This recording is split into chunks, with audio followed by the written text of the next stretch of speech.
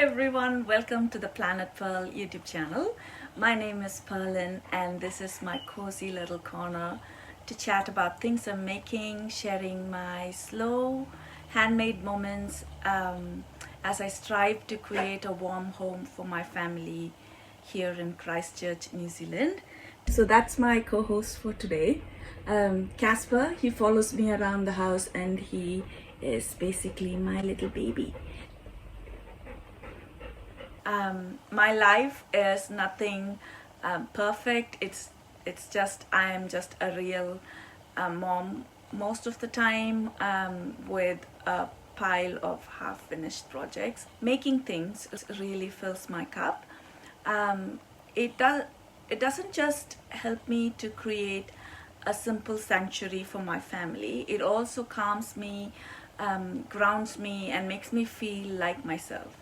And I share all of these things here because maybe, like me, you too are someone who finds comfort in slow making, someone who enjoys a chat with a kindred spirit while stitching or knitting or crocheting or whatever fiber craft you are enjoying at the moment. So grab your project, settle in, and let's have a catch up together. So let me start with one thing I actually finished. That is the embroidery on my dress. Right from the time I got this dress, I wanted to add something extra to it. So I wanted to do a beaded embroidery. However, I didn't find beads in this melon color, so I decided to go without the beads, and I took a long time trying to decide the pattern I wanted to embroider, and I eventually decided to settle on this pattern from Embroidery on Knits by Judith Gumlick. I think that's how it's pronounced. But it's a really lovely book with all nature inspired patterns and florals and insects and all of that, and the photography is so beautiful. It's by Simone Howlish, and since it's summer here in Christchurch and flowers are blooming everywhere and the colors of nature are a big inspiration to me, so I went with this floral design. And so here is the close-up if you want to have a look.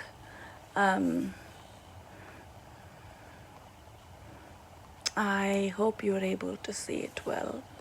So it's a really simple pattern, and I just used the magic paper from DMC, and honestly I loved it. If you haven't used it before, it's really easy. You just trace your pattern onto the sticky paper and then just stick it where you want your design on the fabric and stitch right through it. And this pattern is not very complicated at all. It's just lazy daisy stitches and stem stitch and French knots, and then when you're done you can wash it away, and it's literally like magic. The only thing I noticed, and this is just me being a little bit picky, is that when I rinse the paper out, the thread kind of stiffened a little bit, and I feel that it lost a little bit of the sheen. Not a lot, but just a little. For clothing, I actually don't mind because the dress is going to be washed anyway, and it's not it's meant to look soft, and it's kind of have that lived-in feeling. But it did make me think maybe the magic paper isn't the best option for like hoop art or wall pieces where you really want the thread to keep that bright glossy finish. For clothes though, I think it's perfect. It's so easy and so satisfying, and the embroidery on the dress, it just looks, I hope you can see it, looks like it belongs there. If you have tried it, or if you have a different if you have tried it, or if you have had a different experience using the magic paper from DMC, let me know. I would love to hear what works for other makers. And yeah, so this is a Lane publication, and the pictures are like so. I think I have shown this before to you. And yeah, the patterns are really beautiful in this book, and I love it. So yeah, that's my finished project today.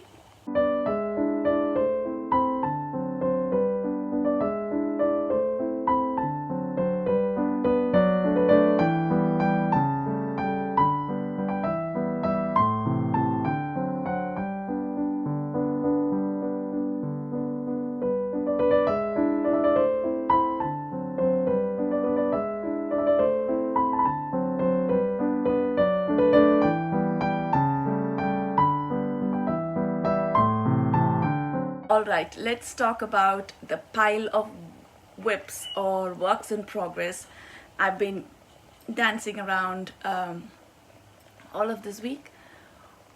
I've been all over the place with my making because honestly, I blame the weather.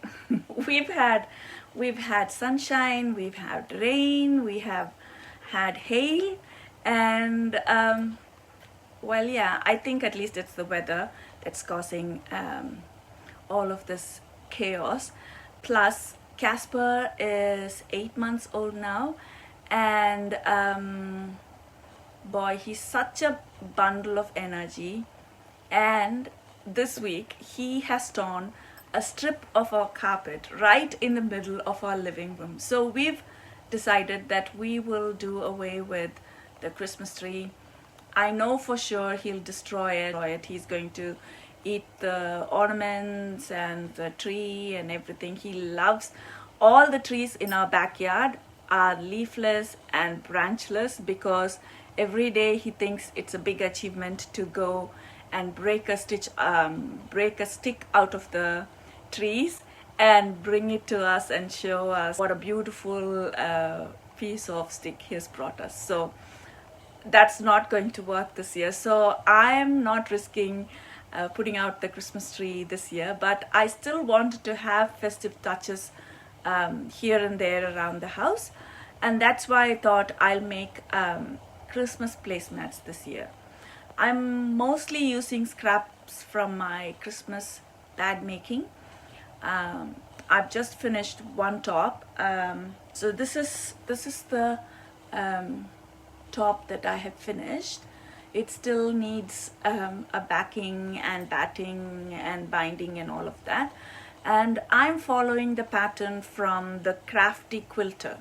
And this one is so cheerful, and like I said, it's not finished, but I just love where it's going. I love this windmill. It's one of my favorite patterns. And another, the star, the sawtooth star. So this pattern is called the pinwheel star pattern, I think, but I will put all the links down below for you. And I think this will make the home feel special at Christmas, even if they are finished at the last time. I'm planning to make 3 more of this, and it's going to be a slow but a happy one, and I'm really excited for it. And the idea for the placemats came from a very old project of mine I found while I was going through my things. And this is a table runner.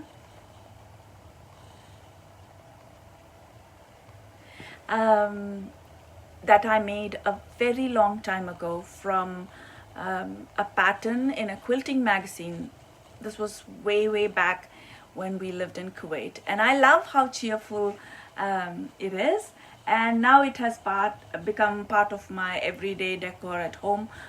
I have put this on our table, and so I thought it would be really special to have something around Christmas as well. And if you notice, I have a thing for windmills. I just love it. I have made a quilt for my elder son with pinwheels as well. And yeah, so that is what I'm up to. And I will be making more Christmassy things and sharing them in the month of, and the back looks like this. So it's just a cheery floral fabric with all the fabric that I got in Kuwait. So yeah, so like I said, I will be sharing more of what I'm making, the Christmassy things, in the month of December. And I'm thinking of doing weekly vlogmas, as my work schedule is going to be pretty much the same as it is now. And so there is not going to be much of a difference from the rest of the year for me. And I don't know how much crafting or time to film I'll have, but I'll be making more Christmassy things around Christmas time. And yeah, so that's my plan for Vlogmas.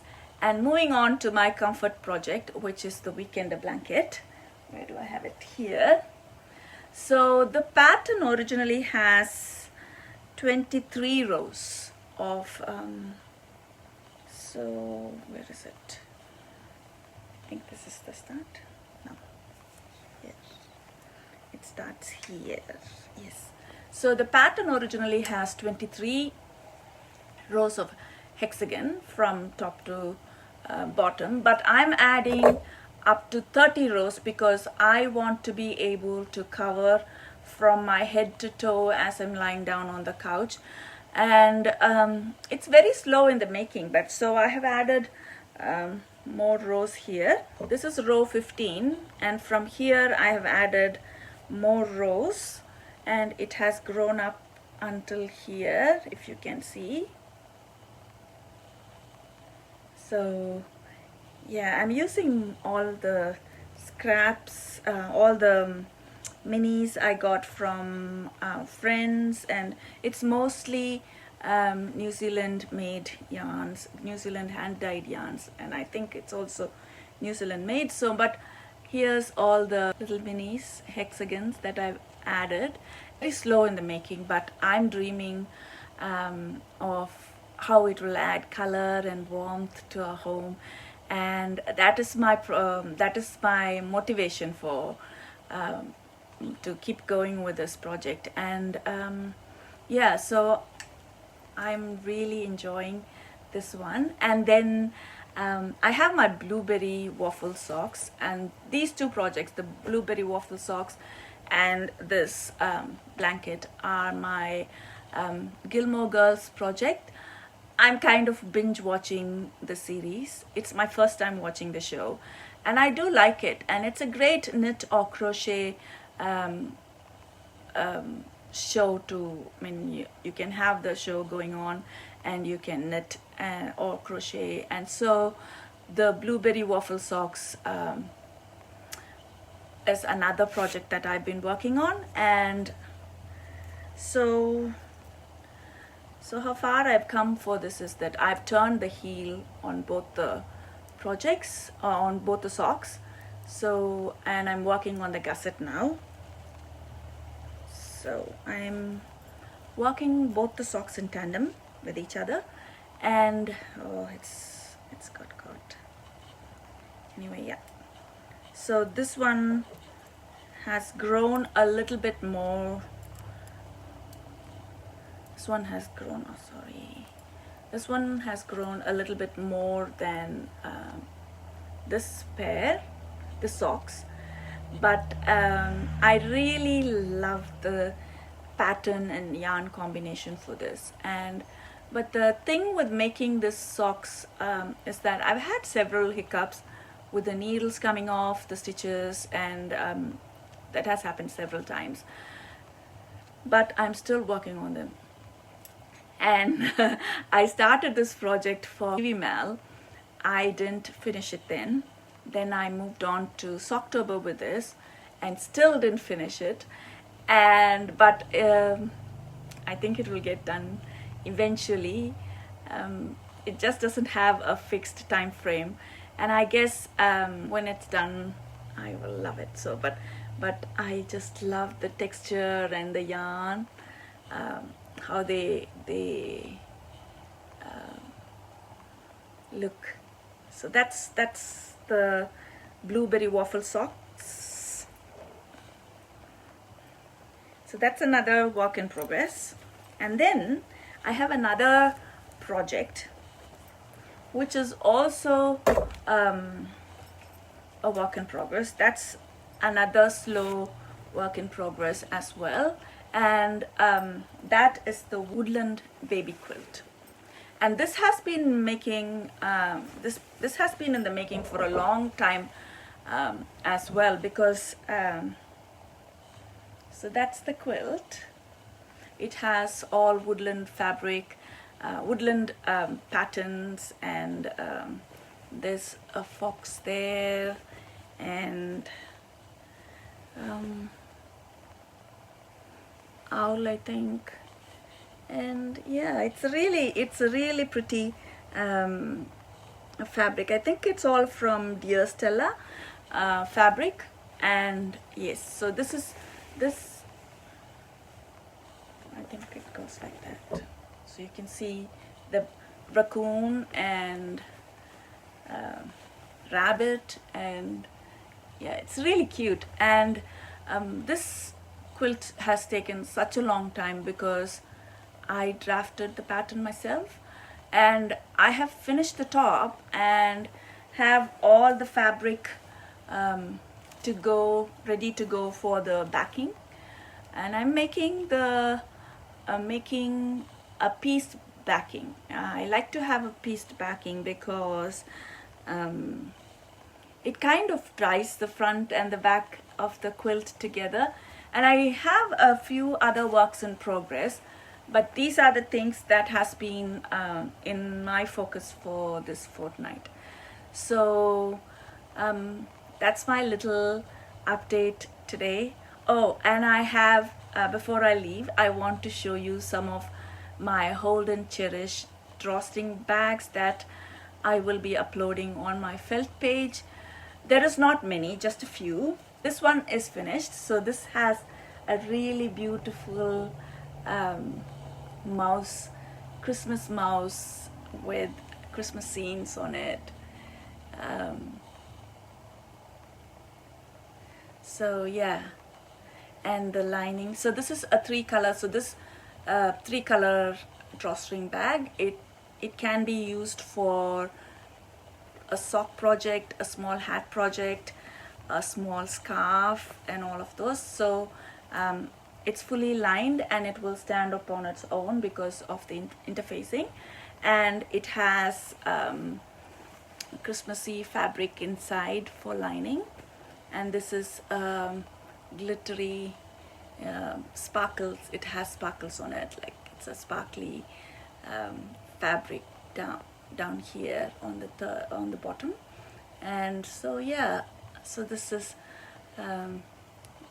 the, it says A Star Is Born and gifts, and it's really cute. It's a really cute fabric, and that's one.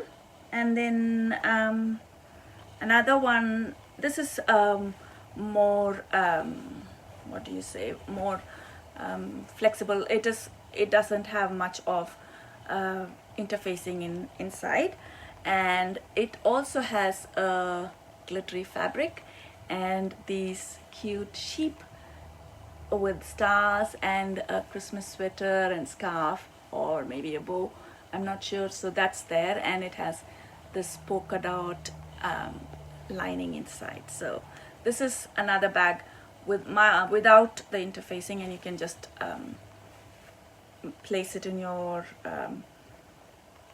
handbag or knitting bag or wherever, a bigger project bag, and take it with you wherever you go. And this is a similar fabric as well, but it's just the colors are inverted, like, so this one is red, and it has a gray star lining inside. So yeah, so yes, and so these are the bags that I have been making, and I will upload them on Felt on my Felt website, and if you're interested you can go on and get them. So that's it for today. Thank you so much for being here with me. It means a lot to me that you choose to spend your time with me today, and I appreciate all the comments you leave for me too. It makes me so happy because it connects us to have a conversation, or just say, like, say I'm here listening to you. It doesn't feel like I'm talking to myself in front of a camera. It feels like I'm talking to somebody somewhere in some part of the world, and we can connect like that, you know. So please continue leaving comments and liking and sharing, and if you like my content, please subscribe too. Until next time, take good care of yourselves and keep spreading smiles one stitch at a time. I'll see you in the next episode. Bye for now.